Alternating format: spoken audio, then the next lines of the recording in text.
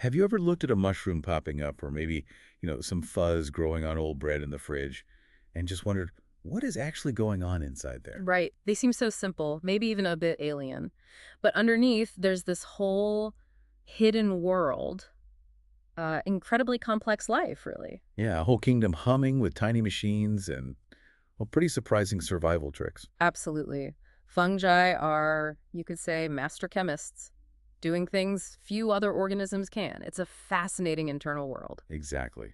And that's what we're doing today. Welcome to the deep dive. Yeah. We're pulling back the curtain on fungal physiology and metabolism. We're using a great chapter from The Fifth Kingdom by Bryce Kendrick as our guide.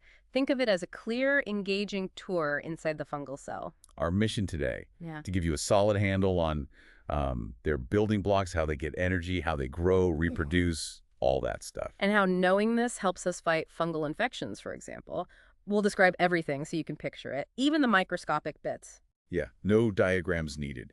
And this isn't just for scientists. If you're curious about biology, medicine, even just the world around you. You'll definitely have some aha moments. It might change how you see that fuzzy bread, right? Okay, let's start with the basics. The building blocks.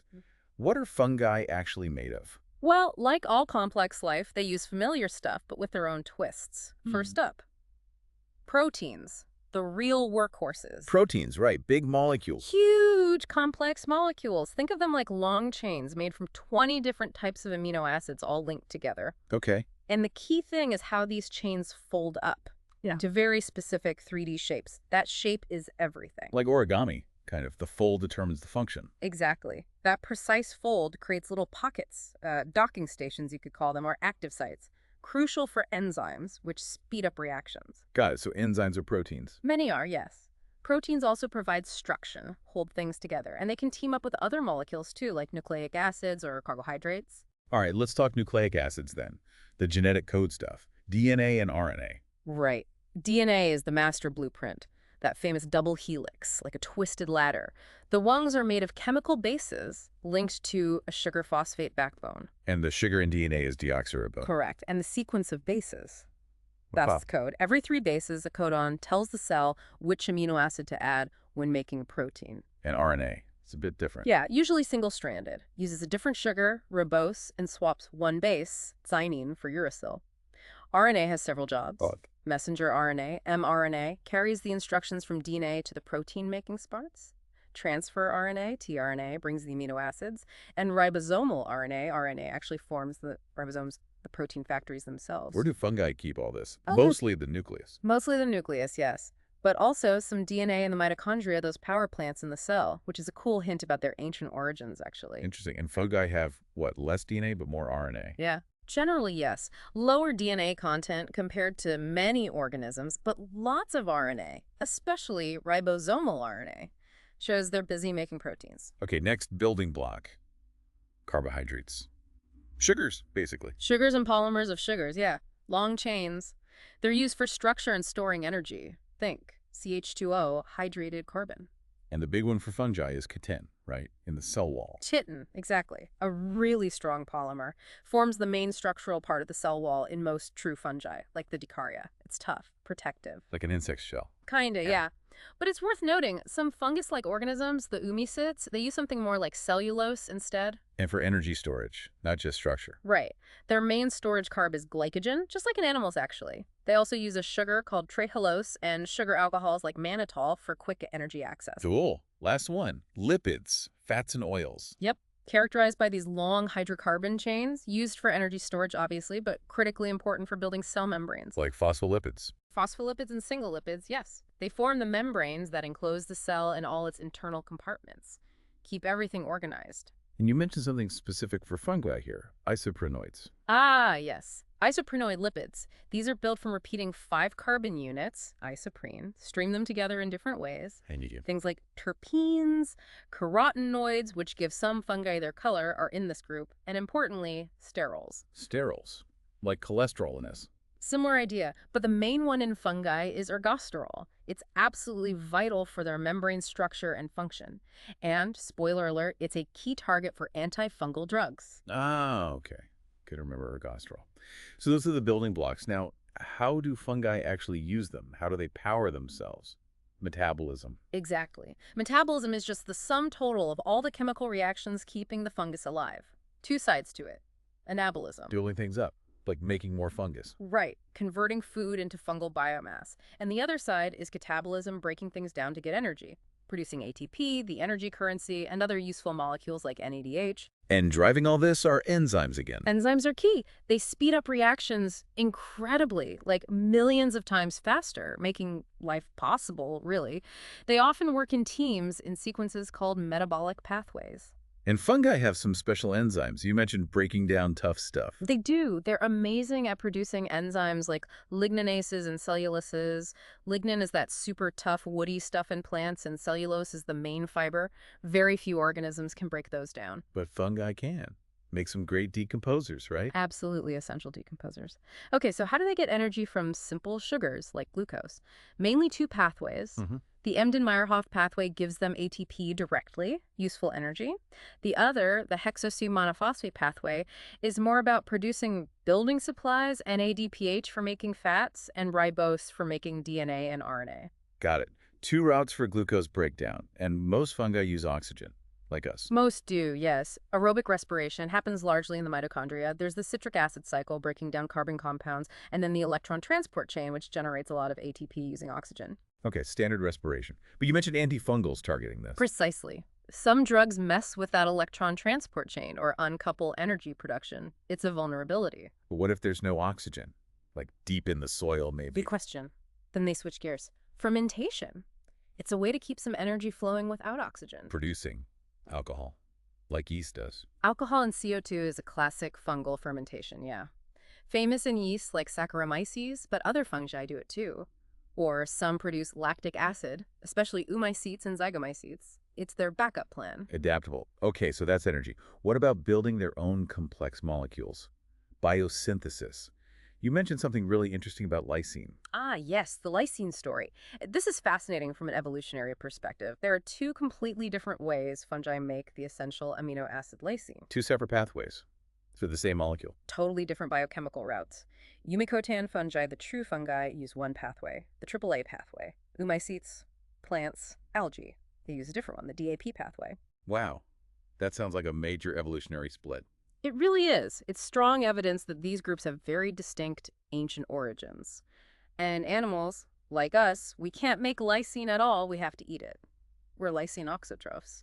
Shows how different fungi are. That is really cool. Okay, what about building their walls, the hyphal wall? You said chitin is key. Right, the wall is crucial. It's their skeleton, providing strength and protection. For most true fungi, chitin is the main ingredient. They link sugar monomers together enzymatically to build those strong chains. And they need nutrients to do all this building, right? Where do they get them? They're heterotrophs. Can't make their own food from sunlight or CO2 or fix nitrogen from the air like some bacteria can. They need ready-made organic carbon sugars, cellulose, even lignin and nitrogen sources from their environment. And they're good at getting it, especially breaking down those tough materials like lignin, cellulose, even keratin. Exceptionally good. That ability to degrade recalcitrant polymers is a fungal superpower. Makes them vital recyclers. Now, you also mentioned secondary metabolism. Sounds like optional extras. In a way, yes. Secondary metabolites aren't strictly needed for basic growth. They're often specific to certain fungi or life stages, derived from primary metabolism building blocks, and they tend to accumulate. And critically, they're often biologically active. Like penicillin. Yeah. Or toxins. Exactly. Famous examples include penicillin, the immunosuppressant cyclosporine, toxins like aflatoxin, hallucinogens like psilocybin, all products of fungal secondary metabolism. Why make them then if they're not essential for just living? Good question. The idea is when growth slows down, maybe food is running low, some metabolic pathways don't fully switch off, precursors build up. The fungus then scents these into making these extra compounds. So not just waste products, they might have a purpose. Very likely. Penicillin helps penicillium fight off bacteria. Aflatoxin might give aspergillus an edge against insects or animals. They can be weapons, signaling molecules, part of the fungus's toolkit for interacting with its world. Fascinating. Okay, so that's the chemistry. Let's move on to the life cycle. Growth and reproduction. How do we define fungal growth? It's basically an irreversible increase in size, volume, but it also involves changes inside metabolism, shape, function. For typical fungi, it's about hyphal growth. The branching threads. Right. Those threads, hyphae, elongate at their tips, branch out, lay down more wall material, and fill up with protoplasm and nuclei. And you measure this how? Colony size? Weight? You can, yes. Dry mass, colony diameter on agar plates, or cell counts if you're looking at yeasts. Growth usually happens in stages. Germination from a spore, then active feeding and growth assimilative growth, and finally making new spores, sporulation. Let's talk spores. You said they're a fungal trademark. Absolutely. They're key to survival and dispersal. Fungi make tons of them in incredible variety, and spores often have a dormant period. Dormancy, Yeah, just no. waiting. Waiting for the right conditions, yes. That's exogenous dormancy imposed by the environment. But sometimes it's endogenous built in, like needing a cold spell or a specific chemical trigger, maybe even passing through an animal's gut for dung fungi. And germination, when they wake up. It starts with taking up water.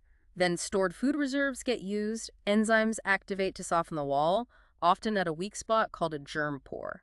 A little germ tube emerges the first hypha, and it has to find food fast. Then that hypha starts growing at the tip. Exactly. Elongation happens right at the hyphal apex. Cytoplasm, nuclei, everything streams forward. They pump out exoenzymes to digest whatever they're growing on, absorb the nutrients, and keep extending and branching. Branching is key for exploring, right? Leads to those circular colonies. Crucial for exploring and exploiting the substrate, yes. And the growth is highly localized. New wall material is deposited almost exclusively right at or very near the tip. How do we know that? Clever experiments. Using fluorescent antibodies that stick to new wall material or feeding them radioactive building blocks and seeing where they end up, it all points to the tip. That's why you get fairy rings. The fungus grows outwards from a central point. Do hyphae have a lead tip, like a main branch? Sometimes, yes. Apical dominance, just like in plants. The main tip grows fastest. Branching versus elongation can be influenced by nutrients like nitrogen or sulfur availability. And what about those cross walls? The septa? Septa, found in most higher fungi, the Dicaria. They form like an iris diaphragm closing inwards, dividing the hypha into compartments. But they usually have pores. Pores, so things can still move through. Yes. Cytoplasm, organelles, even nuclei can often squeeze through the pores. So the whole fungal network, the mycelium, stays interconnected. Okay, what about growth rates? Fungi seem to grow fast sometimes. Some grow incredibly fast, like Neurospora. In ideal conditions, they enter an exponential growth phase. But in a closed system, like a lab culture, growth eventually slows and declines. They run out of food or poison themselves with waste products that's staling. And environment matters hugely, right? Yeah. Temperature. Hugely. Every fungus has its preferred temperature range. Minimum, optimum, maximum, we group them. Psychrophiles, cold-loving, mesophiles, middle range, most common, thermophiles, heat-loving. Finding the optimum is tricky, though. It can be. The temperature that gives the fastest start might not yield the biggest final mass. It's a trade-off. Temperature also affects fruiting, dormancy, germination, everything. What about light? Light's effects are really varied. It can inhibit growth, stimulate it, or trigger specific things like sporulation or fruiting body development. Some fungi even bend towards light-positive phototropism, like Palobolus, the dung cannon fungus. Aiming at spores. Exactly, aiming for open areas to disperse its spores. And some fungi have internal clocks, circadian rhythms. They show daily cycles of growth or sporulation, even if you keep them in constant darkness. Wow. Okay, so after all this growth, they reproduce, make spores. Right. When conditions change, food runs low, waste builds up, or they get an environmental cue, they switch from feeding mode to reproductive mode, sporulation. Is that a complex process? It can be quite specific. Take Aspergillus niger. It needs particular nutrient shifts to trigger the formation of its specialized spore-bearing structures, step by step. The conditions for making spores are often narrower than for just growing. And the spores themselves are different chemically from the hyphae. Often, yes. Spores might accumulate more storage compounds like trehalose or protective pigments like carotenoids compared to the vegetative mycelium. They're packed for survival and dispersal. Right. Makes sense. Now, what about fungal sex? Is it all just spores? The fungal love story. It's often chemically mediated. Fungi use diffusible substances, broadly called hormones, sometimes pheromones when acting between individuals to trigger and coordinate sexual reproduction. Chemical signals, like perfume. Kind of. In Allomyces, the female gametes release syrenin, which attracts the male gametes through the water. The males even break it down so they can keep sensing the gradient. Lover. Any other examples? Oh, yes. A clia, an oomocyte, has this amazing back-and-forth hormonal conversation. Hormone A from the female triggers male structures, then hormone B from the male triggers female structures, a chemical dialogue. A ping pong match. Pretty much. Zygomyces like Mecor use trisphoric acid released by compatible partners to induce sexual structures. Even yeast like Saccharomyces use peptide hormones to stop each other from budding and make them sticky for conjugation. It seems like hormones are pretty common then. Very likely the norm. Evidence exists across Ascomycetes and Basidiomycetes too, using various types of hormones. Molecular tools are now letting us find these signals even in fungi, where we only knew the asexual stage before. It's unlocking a lot of mysteries about fungal life cycles. This deep understanding must be useful, right? Especially when fungi cause problems. Antifungals. Absolutely critical. Understanding fungal physiology allows us to design targeted antifungal compounds. We've moved from just randomly screening chemicals to designing drugs that hit specific fungal weak points. Like what kind of weak points? Several key targets. Some older compounds are general enzyme poisons like heavy metals, but they're not very specific. More targeted are the polyene antibiotics like nystatin. How do they work? They bind specifically to ergosterol, that unique of fungal sterol in their membranes, and basically punch holes in the membrane. Since we use cholesterol, they're relatively safe for us. And bacteria or oomocytes lacking sterols aren't affected. So ergosterol is a major target. A huge target. Other drugs, sterol inhibitors, block the synthesis of ergosterol in the first place, disrupting membrane building. What else? The cell wall. Chitin. Yes, chitin synthesis inhibitors like polyoxins exist. They interfere with the enzyme that builds chitin. Though their practical use in medicine or agriculture can be limited sometimes. Can we target protein making? Or cell division? Yes, cyclohexamide blocks protein synthesis by binding to ribosomes, and drugs like Benomol disrupt nuclear division by binding to tubulin, a key protein in the mitotic spindle that pulls chromosomes apart. Interestingly, Benomol doesn't work well on oomocytes, showing subtle differences even there. And finally, the mitochondria, the powerhouses. Also a target. Carboxyls, for instance, interfere with mitochondrial respiration in many fungi, disrupting their energy supply. So knowing the detailed biochemistry really lets us design specific weapons. Exactly. And the more we learn about fungal physiology, the better we can design highly specific antifungals that only harm the fungus, leaving other organisms untouched. Plus, we might uncover new uses for all those unique fungal metabolites. It's a huge field. Okay, let's try to wrap this up. What an amazing dive into the fungal engine room. It really is. We've seen fungi as master chemists with unique building blocks, diverse ways to get energy and build themselves up, really intricate growth focused at those hyphal tips. And in complex reproduction, using spores and those fascinating chemical signals, the hormones, for sex. And we connected it to the practical side, how knowing all this helps us develop targeted antifungals and potentially harness fungal power in new ways. So for you listening, this deep dive isn't just, academic trivia. It's fundamental biology that impacts medicine, farming, biotech. Understanding this kingdom helps us solve real-world problems and discover new solutions. And here's something to think about. We know so little about most fungi out there, right? Especially the ones we've only seen in their asexual stage. That's true. The vast majority are still mysteries. So imagine what other incredible biochemistry, what unique molecules, what hidden life cycles, and maybe even new medicines or industrial tools are waiting to be discovered if we just keep digging deeper into how fungi live and, talk to each other. It's a frontier that's still wide open. So much potential left in the Fifth Kingdom. Keep exploring, keep questioning, and keep learning. Thank you for joining us on this deep dive into the hidden complexities of fungi.